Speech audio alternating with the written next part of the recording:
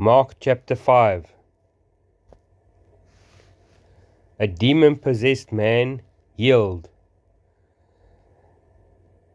Then they came to the other side of the sea, to the country of the Gadarenes.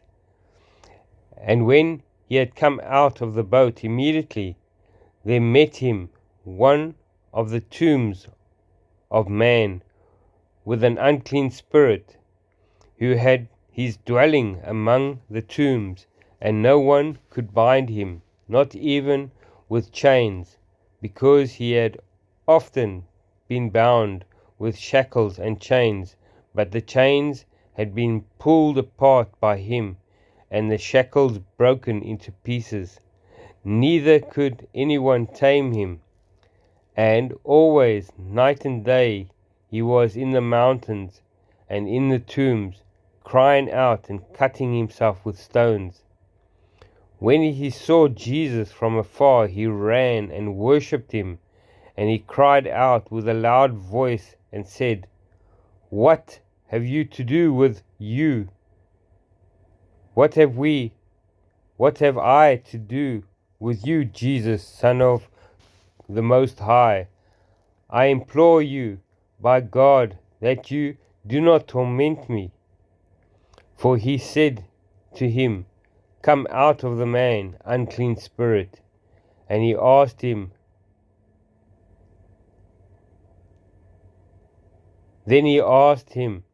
"What is your name?"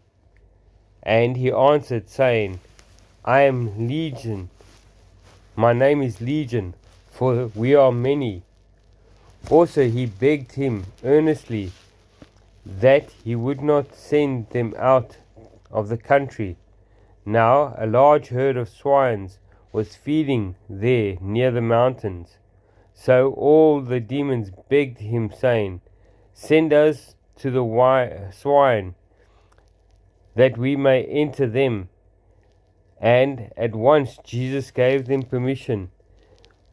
When the unclean spirits went out and entered the swines, there were about 2,000, and the herd ran violently down the steep bank place into the sea, and drowned in the sea. So those who fed the swines fled, and they told it in the city and in the country, and they went out to see what it was that had happened.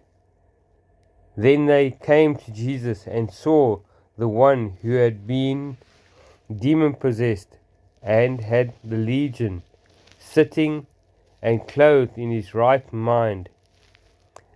And they were afraid, and those who saw it told them how it happened to him who had been demon-possessed, and about the swine. Then they began to plead with him to depart from their region. And when he had got into a boat,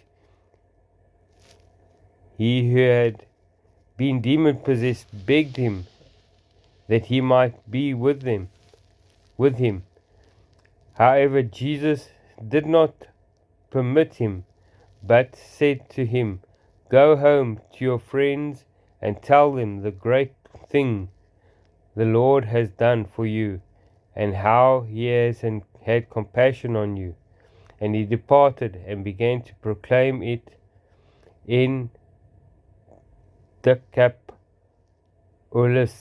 all that Jesus had done for him, and all marveled.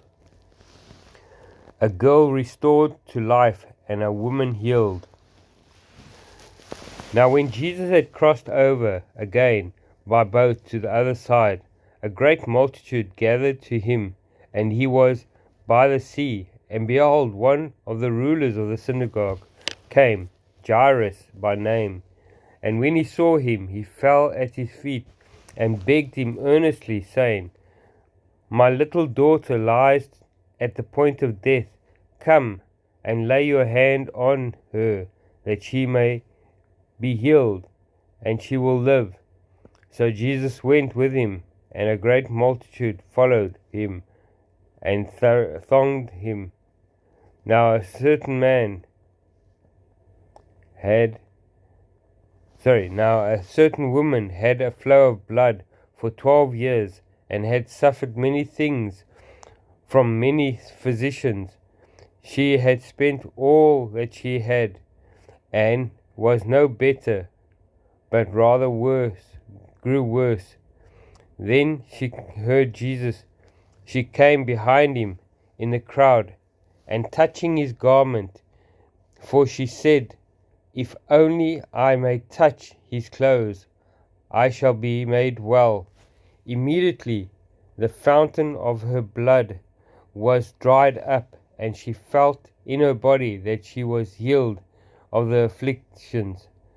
And Jesus, immediately knowing to himself that power had gone out of him, turned around in the crowd and said, "Who touched my clothes?"